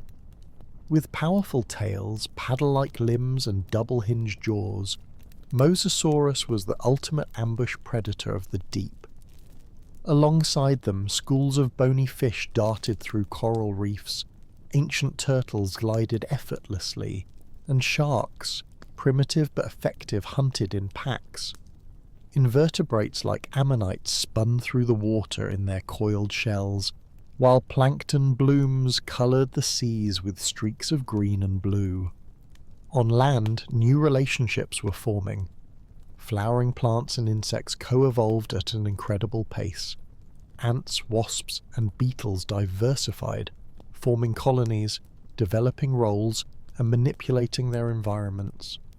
Bees buzzed through groves of early fruit trees, carrying the promise of fertilization on tiny legs dusted with pollen. The ecosystems of the late Cretaceous had become intricate tapestries of life. Each species, whether a towering sauropod or a tiny burrowing mammal, played a role in the balance of survival. Energy moved from sun to plant, from plant to herbivore, from herbivore to predator, and back to the soil through decay and decomposition. The earth was alive with rhythm and purpose, and yet not all was calm. Beneath the crust, volcanic activity stirred. In the atmosphere, greenhouse gases began to fluctuate. Sea levels rose and fell, shifting coastlines and fragmenting habitats. The earth, as it had so many times before, was quietly preparing for another turning point. But for now, life flourished. In the golden age of the Cretaceous, Earth was more alive, more colourful and more complex than ever before. The continents may have been drifting apart, but life was weaving itself together into a single stunning global symphony. A single moment shattered the Mesozoic dream, and life was reset in fire, darkness, and ice. The world at the end of the Cretaceous was vibrant. Lush forests, sprawling plains, flowering meadows, rivers winding through deep valleys, and creatures of staggering diversity roaming every corner. It was the peak of the age of dinosaurs, from the massive horned Triceratops to the feathered nimble Velociraptor, from the soaring Quetzalcoatlus to the swimming Mosasaurus. Life was abundant, food chains were strong and complex, with every niche filled, every role played. It was a planet that had taken millions of years to reach this level of balance and grandeur.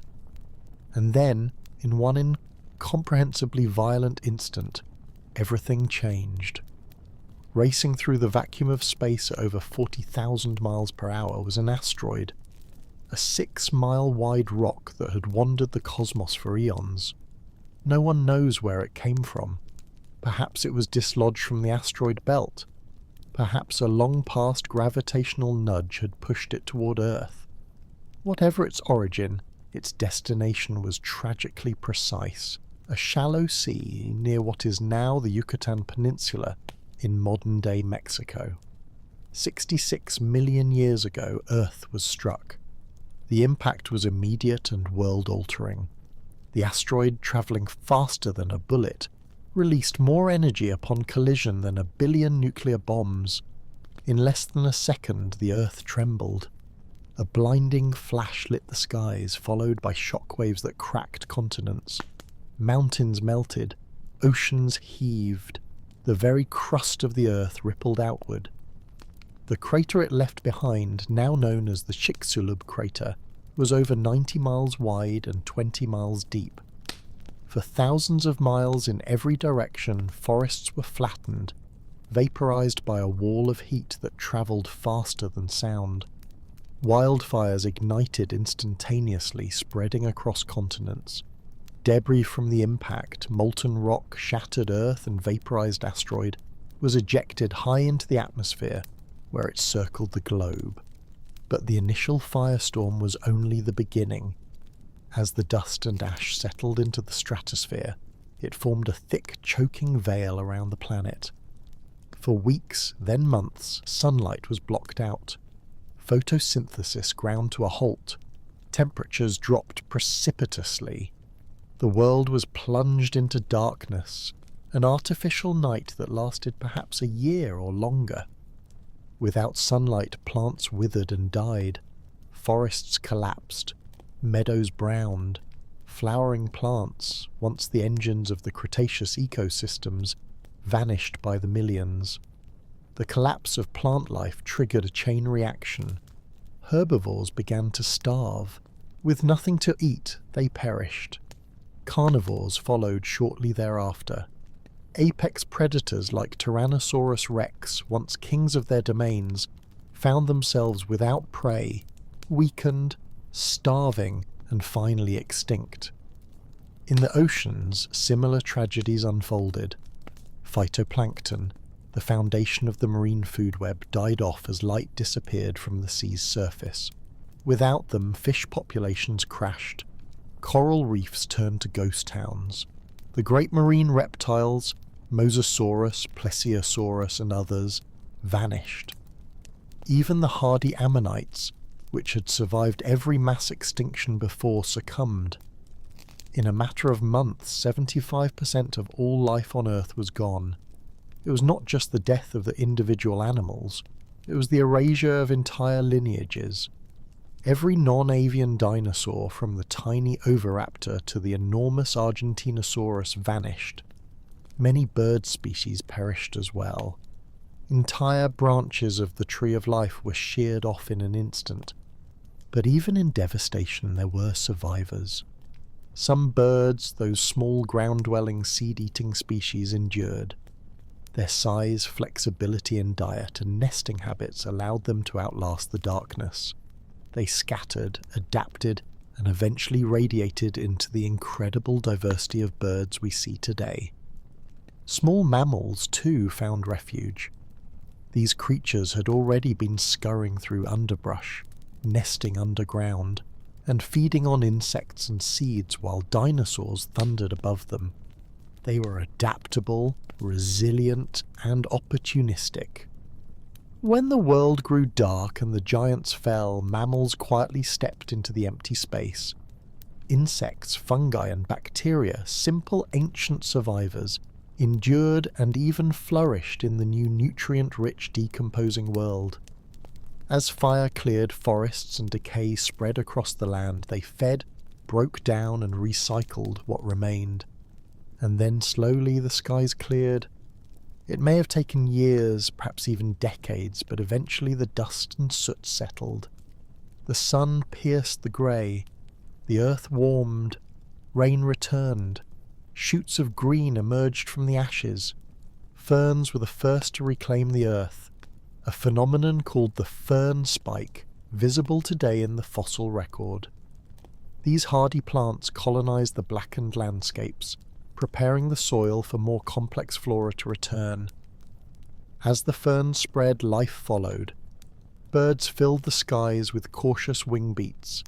Mammals, once hidden in the shadows, now emerged into the open.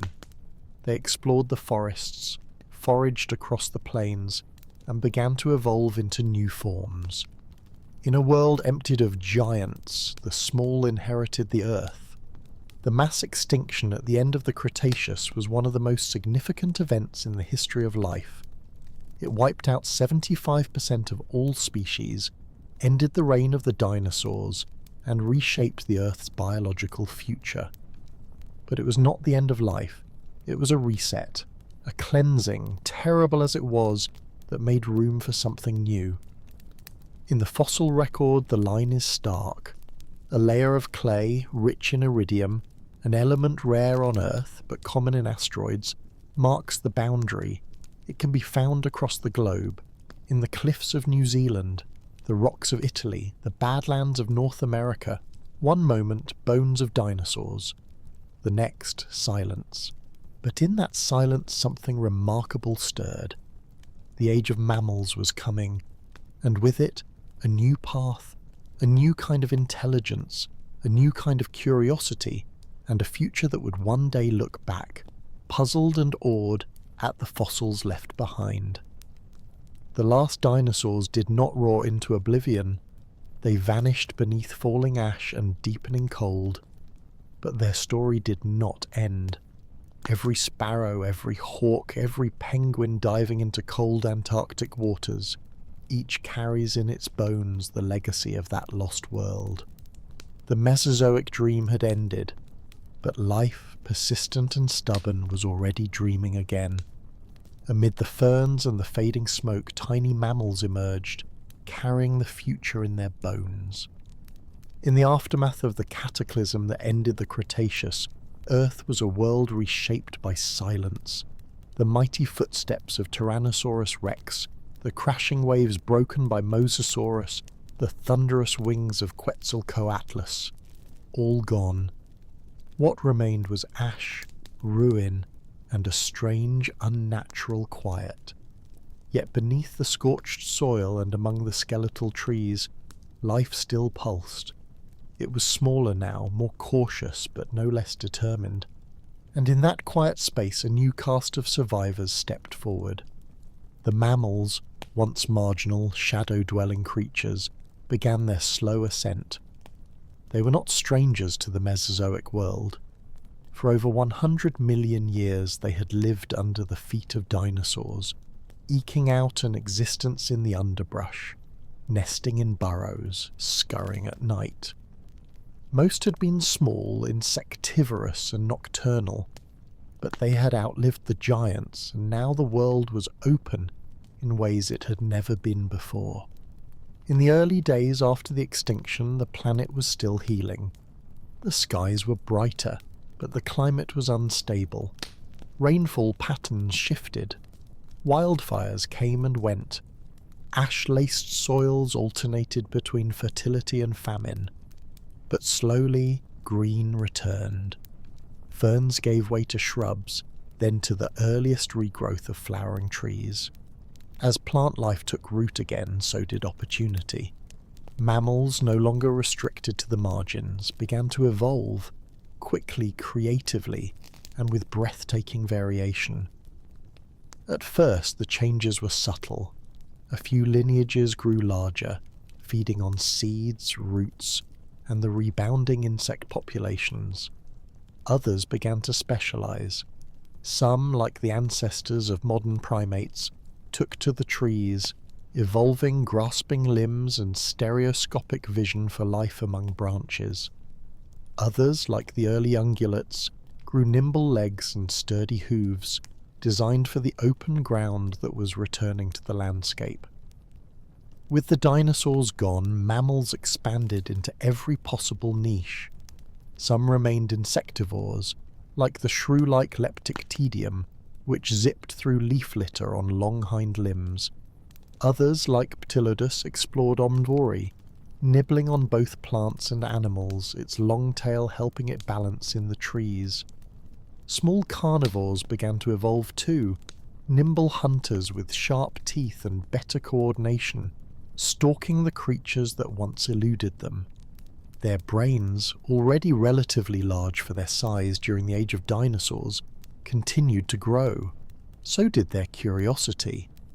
Mammals were not just survivors, they were learners. They were social. They adapted quickly to changing conditions, and now, with less competition and less danger, they had time to explore. Among the most successful were the multituberculates, small rodent-like mammals with complex teeth designed for grinding and gnawing. They thrived in the Paleocene, the first epoch following the extinction, becoming some of the most abundant mammals on the planet. Though they would eventually fade and vanish, their dominance during this early mammalian renaissance was unmatched. As ecosystems rebuilt, mammals diversified even further. In some areas, species developed webbed feet and flattened tails to return to aquatic lifestyles, giving rise to the ancestors of modern beavers, otters, and eventually whales. Others dug deeper into the soil, becoming the first true burrowers, adapted to life underground where they found safety, insects, and roots to feed on. The first gliders may have emerged during this time too, creatures that stretched thin membranes between their limbs and sailed from tree to tree in dense, rebounding forests. While the mammals explored the land and air, birds, the only surviving branch of the dinosaur family, were doing the same. They too evolved rapidly, filling the skies with new shapes and songs. Some remained small, darting between tree trunks and feeding on insects. Others grew larger, like Gastones, a flightless, towering bird with a massive beak that may have hunted small mammals. In the oceans, seabirds began to adapt, diving for fish with increasing skill, using their wings as flippers in an underwater ballet. But something else was happening during this age of regrowth, something beneath the surface. Earth's continents, long drifting, continued their tectonic ballet. Oceans widened, mountain ranges pushed skyward, new land bridges formed and disappeared. These shifts allowed animal populations to mix, separate, and evolve in isolation. In the northern hemisphere, mammals like early primates and hoofed creatures began to spread. In the south, marsupials, already diverse, continued to thrive, especially across what would one day become Australia and South America. The separation of these landmasses meant these two mammalian lineages would follow very different paths for millions of years. Placental mammals dominated in the north. Marsupials carved out their own story in the south. With this geographical isolation came a burst of evolutionary creativity. In time, some mammals would return to the sea, evolving into seals, dolphins, and whales. Others would take to the skies as bats. Still others would become apex predators, like big cats, wolves, and bears, though these forms would not appear for tens of millions of years. But for now, Earth was still in its early stages of recovery. Forests were young, ecosystems shallow, predator-prey relationships just forming. Mammals remained mostly small, averaging no larger than a modern house cat. The world was still rebuilding, still fragile, but it was also alive with potential. The Paleocene and the following Eocene epoch were times of gradual warmth and growth. The greenhouse climate continued, with polar regions covered in forests and temperatures globally higher than today. Lush vegetation spanned the globe, and with it, mammals grew bolder, bigger, and more varied. By the middle of the Eocene, the first members of many modern mammal groups had appeared. Early horses no larger than dogs trotted through woodlands. Proto-whales with legs waded into coastal shallows. Lemur-like primates stepped from branch to branch. Every step forward brought life closer to the modern world. Every birth, every death, every evolutionary experiment helped refine what would eventually become the wildlife we know today. The bones of dinosaurs still lay buried beneath the soil. Their descendants still flew in the sky. The plants they once grazed now bloomed in new forms, shaped by bees and wind. The oceans, once ruled by marine reptiles, were now watched over by mammals with blowholes and flukes. In every forest, in every burrow, in every branch and burbling stream, the DNA of those ancient survivors still carried the story of that long, thundering age. Evolution had simply shifted focus, from scale to fur, from tooth to brain, from giant to nimble, and the story was still unfolding. The mammals, with their warm blood, complex brains, and endless curiosity, were only just beginning to write their chapter. It would take time, more extinctions, more catastrophes, but the seeds had been planted. From tiny, shrew-like ancestors would come the great beasts of the Ice Age. From tree-climbing primates would come philosophers, and from the ashes of the dinosaurs the age of mammals would rise, not as a copy of the past, but as a new vision of life, woven from survival, resilience, and imagination. In the silence after the storm, evolution began to rebuild. Forests returned, oceans warmed, and new species emerged to fill the empty niches left behind. The extinction event that brought about the demise of the dinosaurs marked the end of an era, but as with every end, it paved the way for a new beginning. The mass extinction opened the door to a world of possibilities as the survivors of the catastrophe began to carve out new niches in the post-dinosaur world. The mammals, once small and inconspicuous, began to thrive in the newly vacant spaces, growing in size, complexity, and diversity. With the great reptiles gone, the Earth slowly transformed into a new kind of planet, one where mammals would reign for millions of years. For the first few million years after the extinction, life on Earth was still recovering from the destruction. The atmosphere cleared as the dust settled, and sunlight filtered back through the clouds, which had blocked it for so long. The planet warmed again, and with the warmth came rain. Plants began to regrow, and the first small, hardy species of trees and shrubs appeared. Forests slowly began to spread once more, providing shelter and food for the burgeoning populations of mammals. With the regrowth of forests, the mammals had plenty of food, and they began to grow, adapt, and diversify. The early mammals, which had previously been small nocturnal creatures, now had the opportunity to explore new environments and evolve into a variety of forms. Some mammals began to take to the skies, becoming the first true bats, while others took to the seas, evolving into whales and dolphins. The land was becoming crowded with new life, as mammals began to fill every available niche. In the oceans, the extinction of marine reptiles like Mosasaurus and Plesiosaurus created space for new forms of life to take over. The seas, which had once been dominated by the great reptiles, now belonged to the fish, sharks, and, eventually, the mammals. The first true whales emerged, creatures like Basilosaurus, which were still part land-dwelling and part aquatic, but showed the beginnings of the fully aquatic life forms that would come to dominate the oceans in the future. These new whales were long and serpent-like, living in the warm, shallow seas that covered much of the Earth during this time. On land, the mammals diversified into a variety of new forms. Early horses, still small and skittish, began to graze on the fresh vegetation of the Earth's newly formed grasslands. Ancient carnivores like creodonts appeared, evolving into the first true predators in the mammalian lineage. The new ecosystems were dynamic and complex, each group of animals and plants finding its place in a web of interdependent relationships. But one of the most significant developments during this time was the appearance of primates. The early primates, which had evolved from small tree-dwelling mammals, began to diversify into many forms.